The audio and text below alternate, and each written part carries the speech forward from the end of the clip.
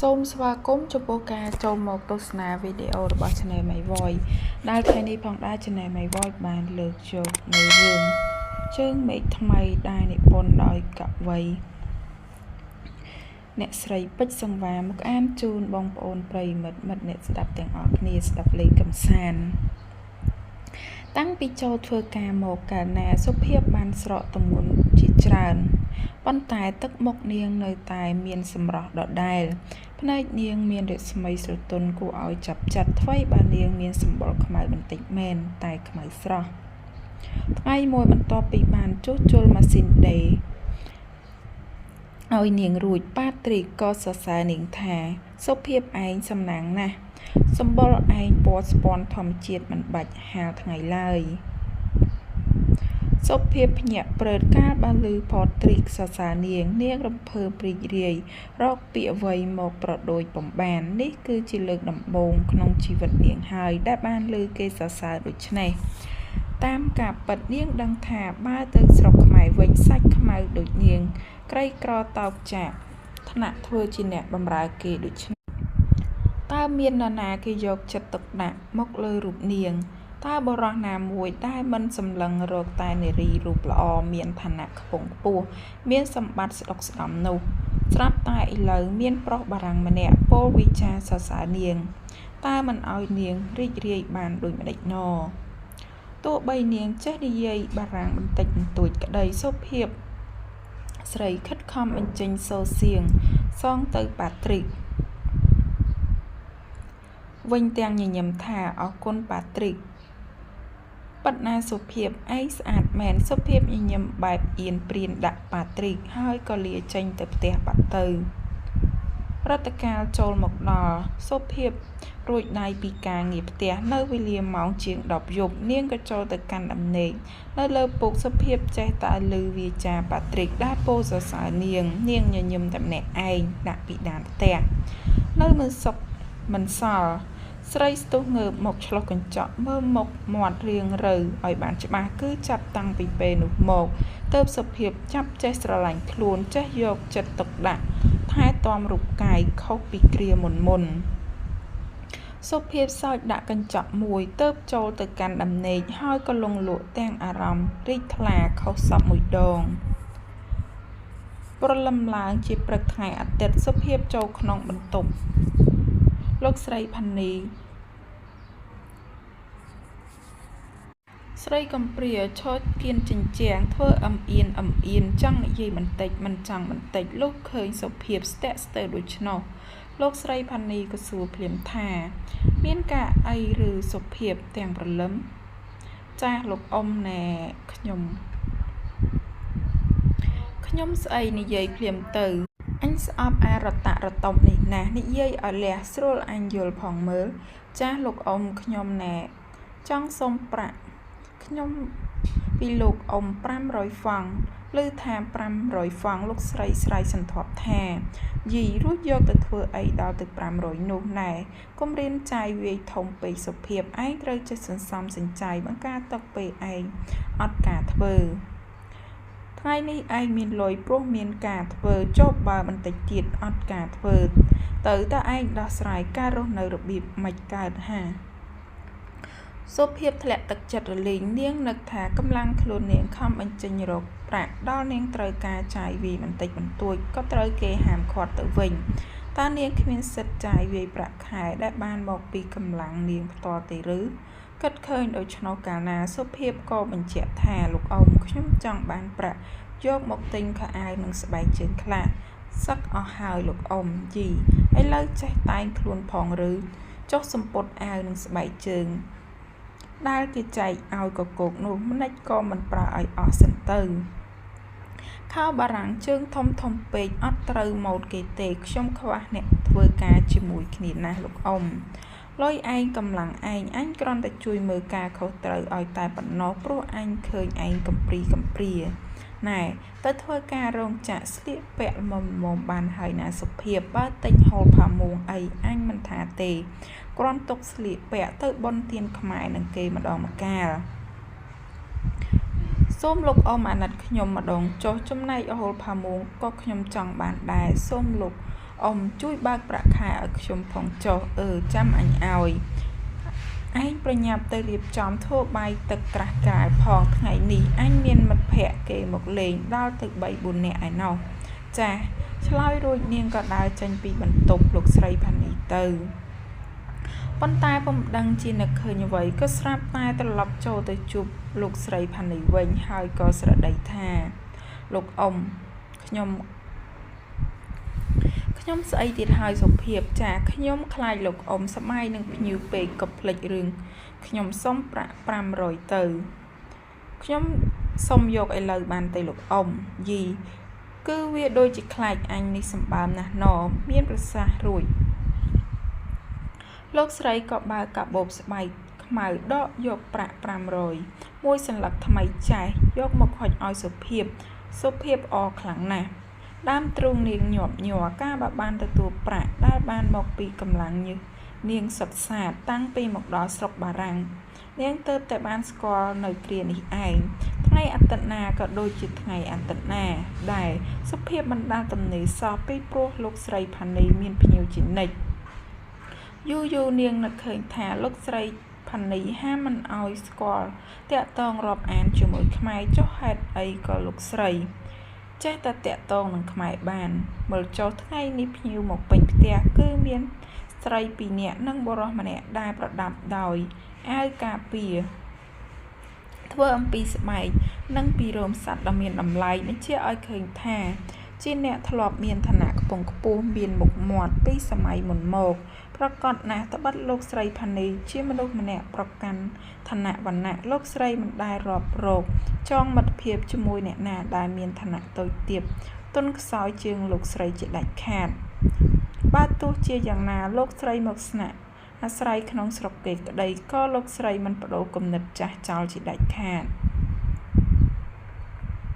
កាលបើបំរើភ្ញៀវរួចរាល់ហើយសុភាពក៏ចូលទៅក្នុងផ្ទះបាយចំអិនម្ហូបអាហារវិញនាងដូចជារងាស្រីវស្រាញហើយចាប់ឈឺក្បាលខ្ទោកតែស្រីកំសត់ចេះតែខាំមាត់សង្កត់ចិត្តធ្វើការឥតឈប់ដៃសោះលុះលំបាកពេកម្ដងស្រីអភ័ព្វចង់តែអង្គុយទ្រហោយំឲ្យខ្លាំងពេលខ្លះតង់ទ្រូងពេកនាងចង់ត្អូញត្អែតែពុំដឹងត្អូញប្រាប់អ្នកណាបើគ្មានមិត្តភក្តិគ្មានស្គាល់អ្នកណាម្នាក់នេះក៏ព្រោះតែស្ដាប់បង្គាប់មិនហ៊ានក្បត់បណ្ដាំចៅហ្វាយស្រីនោះបើគេក្រឡេកមើលទៅក្នុងបន្ទប់ទទួលភ្ញៀវឯនោះវិញគេឮសូរមាត់លោកស្រីផានីមានប្រសាសន៍ថាខ្ញុំស្មានតែមិនអញ្ជើញមកទេតើភ្ញៀវប្រុសម្នាក់ក៏តបវិញថាបាទខ្ញុំសុំទោសចុះលោកស្រីខ្ញុំបានទូរស័ព្ទមកជាច្រើនដងតែហៅមិនបានសោះទូរស័ព្ទចេះតែជាប់រវល់រហូតថៃក៏មិនជាប់លោកបើកូនខ្ញុំវាជាប់និយាយជាមួយមិត្តភក្តិវាអស់មួយព្រឹកហើយវានិយាយរកគ្នាវាសុទ្ធតែបារាំងបារោសរកតែខ្ញុំស្ដាប់មិនយល់ភ្ញៀវស្រីម្នាក់ដែលមានសក់ប្រាស់ស្មាក៏ស្រដីម្ដងថាកូនខ្ញុំក៏អញ្ចឹងដែរអ្នកបងវាមិនព្រមនិយាយខ្មែរតតែសោះលោកស្រីផានីដកដង្ហើមធំហើយក៏ឧទានឡើងថាគួរឲ្យស្ដាយណាស់ដែរយើងជាខ្មែរមិនព្រមឲ្យកូនយើងនាំគ្នានិយាយខ្មែរអញ្ចឹងភាសាជាតិយើងចេះស្ដាប់មិនគួរយើងនាំគ្នាបំភ្លេចចោលនោះចំណែកបើវាគិតចេះតែបន្ទោសខ្ញុំជារឿយថាមកពីខ្ញុំបណ្ដោយពេកបើខ្ញុំតាំងរឹងពីដើមមកបែបកូនយើងមិនដល់ថ្នាក់នេះទេមកទៅលោកសារីដែលអង្គុយស្ដាប់ជាយូរមកហើយនោះក៏មានប្រសាសន៍ម្ដងថាបើតាមខ្ញុំយល់ទោះជាក្មេងៗវាមិនចេះខ្មែរក៏មិនជាការអ្វីដែរភាសាខ្មែរមិនមែនជាភាសាអន្តរជាតិអាចយកមកប្រើការឯណាបានឡើយលើដូច្នេះលោកស្រីជាភរិយាលោកសារីក៏ចាក់បន្ថែមទៀតថាមែនហើយអ្នកបងខ្ញុំក៏យល់ដែរថាបើយើងចេះភាសាបរទេសដូចជាអង់គ្លេសអាល្លឺម៉ង់អេស្ប៉ាញអីក្រែងវាថ្លៃថ្នូរជាងចំណែកលោកស្រីផានីដែលហាក់ដូចជាមិនសូវយល់ស្របតាមគំនិតរបស់មិត្តភក្តិនោះលោកស្រីក៏ស្រដីតបទាំងទៅម្នេញថាប៉ុន្តែបងមានវិបដិសារីជាច្រើនតែកូនបងមិនចេះខ្មែរនោះលោកស្រីគន្ធាក៏ជួយបន្ថែមថាចាត្រូវហើយអ្នកបងចុះបើថ្ងៃណាមួយយើងត្រឡប់ទៅស្រុក យើងវិញមិនវឹកវរទៅហើយទេស្លាប់ហើយលោកស្រីសារីឆ្លើយកាត់ផងគិតដល់រឿងចូលស្រុកទេនោះខ្ញុំគ្មានសង្ឃឹមអីបន្តិចណាទេអ្នកបងបាននិយាយពីរឿងចូលស្រុកទេនោះខ្ញុំក៏យល់ថាក្មេងៗដែលធ្លាប់រស់នៅតាមរបៀបរបបស្រុកបរទេសអស់ទៅហើយពួកវាប្រកាសជាមិនចេះរស់នៅតាមបែបបាត់ប្រទេសយើងជាដាច់ខាតដឹងហើយកុំទៅគិតច្រើនយើងគិតនាំគ្នាលេងបៀវិញវាសប្បាយជាងមិនថាអញ្ចឹងលុះស្រស់ស្រួលគ្នាត្រូវរើហើយទាំងភ្ញៀវទាំងម្ចាស់ផ្ទះក៏អង្គុយវាយតងយ៉ាងសប្បាយដោយស៊ីសងប្រាក់គ្នាជាច្រើនទៀតផងបាយឆ្អិនរួចអស់ហើយសុភាពក៏ដើរចូលមកក្នុងបន្ទប់សាឡុងកាលបើប្រទះឃើញស្ថានភាពបែបនេះនាងក៏គិតឃើញដល់ប្រាក់ខែនាងមួយរំពេចអោប្រសិនបើលោកស្រីផានីចាញ់បៀអស់នោះប្រាក់ខែនាងក៏ច្បាស់ជាអស់ខ្ទេចជាមិនខាននឹងហើយកុំអាលគិតដល់រឿងនោះអីស្រីខំកំឡាចិត្តខ្លួនឯងហើយក៏ដើរចូលទៅជិតលោកស្រីផានីជំរាបសួរខ្សឹបថាតើខ្ញុំអាចរៀបបាយឥឡូវបានទេលោកអ៊ំចាំបន្តិចទៀតសិនសុភាពឯងរៀបឲ្យបងប្អូនញ៉ាំមុនសិនចុះចាំកាលណាអ៊ំឃ្លានអ៊ំហៅឯងមកប្រាប់សុភាពភ្ញាក់ព្រឺតនឹងពីអ៊ំជំនួសពីអញដែលលោកស្រីផានីប្រើជាលើកដំបូងចំពោះរូបនាងកាលបើធ្វើតាមបញ្ជាអ៊ំនាងរួចស្រេចបាច់អស់ហើយសុភាពក៏ឆ្លៀតទៅសម្រាប់បន្តិចដើម្បីយកកម្លាំងកំពុងតែរលាវចិត្តលក់ទៅហើយស្រាប់តែលោកស្រីផានីមកដាក់សួរនាងថាវាថៃទៅហើយសុភាពបានជាដេកទាំងថ្ងៃយ៉ាងនឹងសុភាពខំត្រដកក្រោកឡើងទាំងធីងធងនាងហាមាត់បំរុងឆ្លើយតបទៅសំណួរអ៊ំស្រីតែត្រូវអ៊ំនាងសួរបន្ថែមថាម៉េចក៏មកស្លេកស្លាំងម្លេះសុភាពខ្ញុំឈឺក្បាលហើយរងាខ្លាំងណាស់លោកអ៊ំនឹងហើយច្បាស់ជាការពីព្រឹកមិញរវល់តែគិតរឿងទិញអាវខោថ្មីនោះហើយទៅបានជាក្រដេកពួនកាលណាដេកមិនគ្រប់គ្រាន់វាទៅជាឈឺអញ្ចឹងហើយមិនមែនមកពីរឿងនឹងទេលោកអ៊ំកុំតវ៉ាវាគ្មានរឿងអីក្រៅពីនេះទេលុះមានប្រសាសន៍ចប់ហើយលោកស្រីក៏ដើរទៅយកថ្នាំអាស្ពីរីនមួយគ្រាប់មកហុចឲ្យសុភាពដាក់ទឹកកន្លះកែវហើយដាក់គ្រាប់ថ្នាំត្រាំឲ្យវារលាយអស់សំផឹកបន្តិចទៀតវាជាហើយឯងទៅរៀបបាយឲ្យភ្ញៀវមួយផ្លែតសិនទៅសំមកដេកវិញអនិច្ចាកញ្ញាកំព្រាអើយនាងឈឺហើយក៏គេមិនប្រណីទៀតកាលពីដើមមកទោះបីយ៉ាងណាក្តីក៏លោកស្រីមិនដែលមានចិត្តអមនុស្សធម៌បែបនេះដែរស្រាប់តែថ្ងៃនេះលោកស្រីទៅជាមានចិត្តប្រែប្រួលដូច្នេះទៅវិញឬមួយមកពីលោកស្រីចាញ់បៀពិបាកយល់ណាស់ចិត្តមនុស្សយើង2-3ថ្ងៃហើយដែលសុភាពឈឺមិនបានទៅធ្វើការសម្រាប់ព្យាបាលនៅផ្ទះមិនមែនជាការសម្រាកអ្វីចំពោះនាងឡើយនាងខ្លាចចិត្តលោកស្រីផានីណាស់ទោះបីជាឥឡូវគេថាຕົកនាងជាក្មួយក៏ដោយក៏ស្រីអភ័ព្វបំដាលហ៊ានអំកាងខ្លួនភ្លេចកំណើតរបស់ខ្លួនឡើយនាងក៏យល់ដែរថាគេគ្មានຕົកនាងជាកូនក្មួយដូចពាក្យដែលគេហៅគ្នាទៅវិញទៅមកឲ្យគ្រាន់តែពីរោះត្រចៀកនិងគ្រាន់តែសម្រាប់កុហកមនុស្សផងគ្នាប៉ុណ្ណោះទេតាមពិតទៅគេគឺនៅតែຕົកនាងជាឈ្នួលដដែលគឺឈ្នួលឥតប្រាក់ខែកាលបើសង្កេតឃើញលោកស្រីផានីចេះតែរករឿងរកហេតុនាងច្រើនពេកនោះថ្ងៃមួយនាងសុភាពក៏ថ្លែងទៅកាន់លោកស្រីថា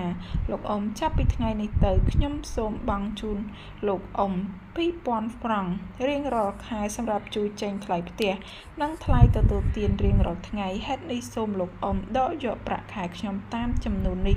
រៀងរាល់ខែចុះអញបានដកយកតាំងពីយូរមកហើយកុំទៅភ័យអីបើឯងមិនជួយចេញសោះយើងក៏រស់នៅមិនបានគ្រប់គ្រាន់ដែរអញ្ចឹងលោកអ៊ំដកប្រាក់ខែខ្ញុំយូរហើយឬអញបានប្រាប់ឯងយូរមកហើយទេតើចាស់ទេខ្ញុំពុំដឹង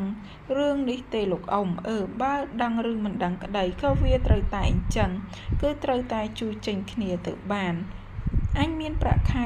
ឯណាចិញ្ចឹមឯងនោះបើទោះជាឯងនៅឯណាម្នាក់ឯងក៏គង់តែជួលផ្ទះនៅក៏ត្រូវចាយវាលើម្ហូបចំណីដូចតែគ្នាមិនមែនបានប្រាក់យកមកຕົកថ្វាយបង្គំឯណាស្រួលមិនស្រួល បើនៅម្នាក់ឯងនោះឯងច្បាស់ជាមិនຕົកច្រើនជាងនេះទៅទៀតឯងនៅជាមួយអញទោះយ៉ាងណាក៏ប្រហែលជាធូរស្រាលពីរឿងពន្ធដារខ្លះដែរសុភាពអង្គុយស្ដាប់ប្រសាសន៍លោកស្រីដោយយកចិត្តទុកដាក់នាងល្ងងដូច្នេះបើទោះជាគេធ្វើអ្វីក៏នាងចេះតែជឿហើយធ្វើតាមគេដែរនាងគិតតែម្យ៉ាងទោះអ្វីក៏ដោយក៏គ្រួសារនេះធ្លាប់មានគុណអាស្រ័យលើរូបនាងដែរមានថ្ងៃខ្លះសុភាពតបប្រមោលទល់ពុទ្ធោតែម្នាក់ឯងនៅកន្លែងធ្វើការដោយនាងពុំសូវចេះភាសាបារាំងនាងនិយាយជាមួយបារាំងពុំត្រូវគ្នាសោះបើឃើញខ្មែរនៅតាមផ្លូវនាងចង់រាប់អានគេណាស់តែនាងមិនហ៊ានដោយសារខ្លាចខុសអាវ៉ាត់របស់លោកស្រីផានីប្រហែលមួយអាទិត្យសុភាពបានឃើញបរិសខ្មែរចេះតែដើរតាមនាងរាល់ពេលចេញពីធ្វើការបើគេពិនិត្យឲ្យមែនទែនទៅឃើញថាជាបរិសម្នាក់មានទឹកមុខស្លូតបូតកាលបើដឹងខ្លួនថាត្រូវគេតាមពីក្រោយដូច្នេះសុភាពរត់តាមបន្ថែមល្បឿនខុសធម្មតាបរិសចម្លែកឃើញសុភាពដើរលឿនគេរត់តែដើរលឿនតាមដែរបើនាងដើរមួយគេធ្វើជាបន្ថយល្បឿនទៅវិញណាស់ពេកទៅសុភាពទៅជាផិតភ័យត្បិតបរិសនេះពុំដឹងថាប្រាថ្នាអ្វីលើរូបនាងដើរគិតតែម្នាក់ឯងស្រាប់តែឮវាចាបរិសចម្លែកស្រែកហៅនាងយ៉ាងស្រទន់ថាបងស្រីកុំដើរលឿនពេកខ្ញុំសួរបន្តិចបានទេព្រះអើយគ្រាន់តែពាក្យបណ្ដេញសោះសុភាពទៅជាភ័យញ័រក្នុងទ្រូងនាងនឹកព្រួយដល់បំរាមរបស់លោកស្រីផានីដែលហាមនាងមិនអោយតាក់តងខ្មែរណានោះកាលបើនាងងាកមើលឆ្វេងស្ដាំរួចនាងក៏ដាច់ចិត្តសួរទៅគេវិញថាពូមានការអីដែរបរិសចម្លែកអស់សំណើចក៏សោកក្អាយកាលបើឮនាងហៅគេថាពូសំណើចរបស់គេញ៉ាំងឲ្យនាងកាន់តែនឹកខ្មាស់អៀនខ្មាស់ណាស់ខ្មាស់ព្រោះមកពីខ្លួនមិនចេះប្រើពាក្យបានជាសោចដូច្នេះ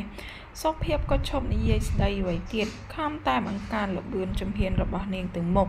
យ៉ាងញាប់រន្ធានឈប់សិនបងស្រីកុំដើរលឿនពេកគាត់ណាស់លឿនណាស់សុភាពដើរលឿនត្រុយបរិសនេះនៅ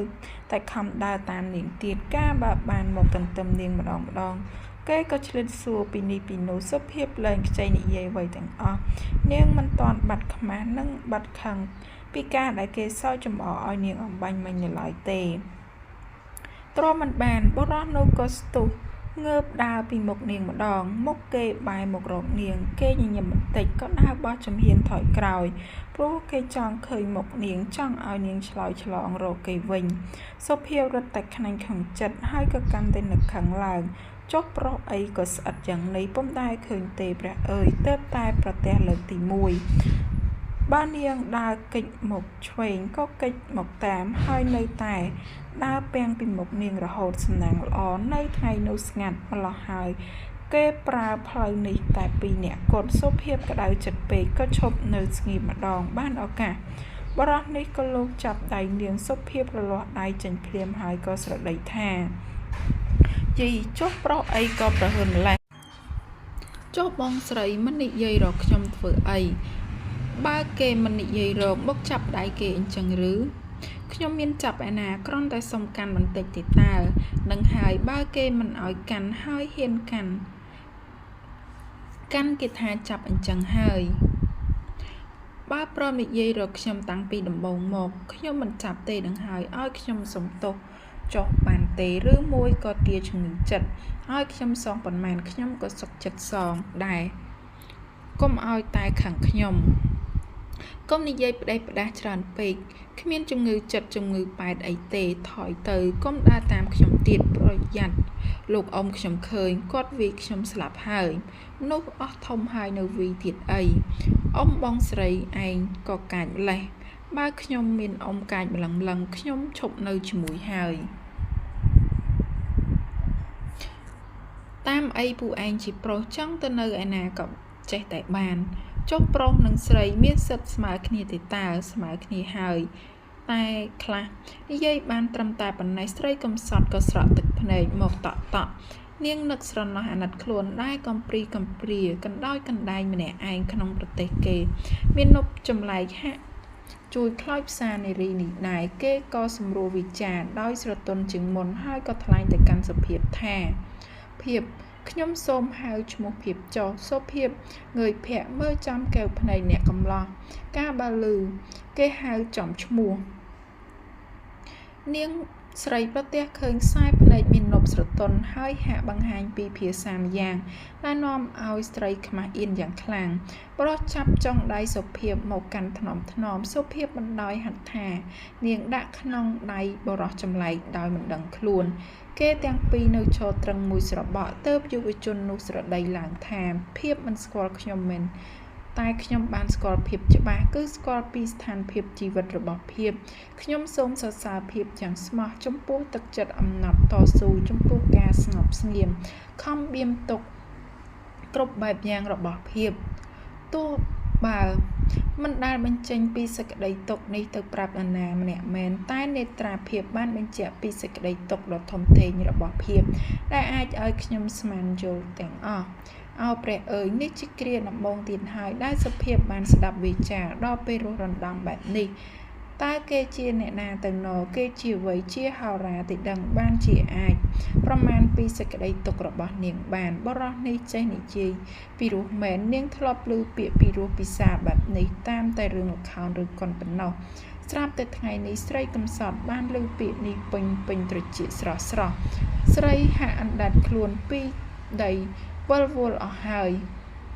នាងឮគេនិយាយទៀតថាយើងជាកូនកំព្រាដូចគ្នាខ្ញុំចង់ឲ្យឪពុកមាខ្ញុំទៅដណ្ដឹងភាពតើភាពជល់យ៉ាងណាដែរខ្ញុំមិនដឹងទេពូសាឡបងមើលទៅសុភាពឆ្លើយយ៉ាងអៀនព្រានសូមភាពកុំប្រកែកណាសុភាពមិនបានឆ្លើយអ្វីទាំងអស់នាងពុំដែលគិតពីរឿងប្តីម្ដងណាសោះពាក្យសម្ដីគ្រប់ម៉ាត់របស់មាណពនេះកាន់តែធ្វើឲ្យនាង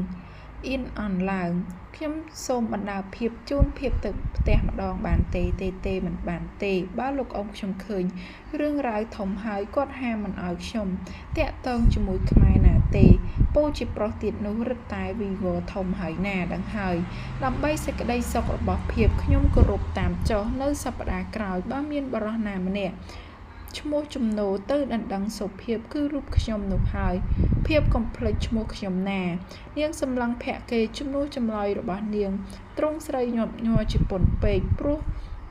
ភ័ក្រដ៏ស្រទន់របស់បរិះនេះធ្វើឲ្យនាងអៀនស្ទើរមុជក្រោមធរណីម៉ាណាវីភ័ក្រអោនមុខជ្រប់លែងចេញស្ដីមាននប់ដែលមាននាមថាចំណូយល់ចិត្តស្រីក៏ស្រដីលាទាំងអាឡោះអាឡៃថែមទាំងផ្ដាយផ្ដាំថាខ្ញុំលាសិនហើយណាភាពនឹកមកខ្ញុំផងណាភាពណាអរគុណសម្រាប់ការចូលរួមទស្សនាជួបគ្នានៅវីដេអូក្រោយបន្តទៀត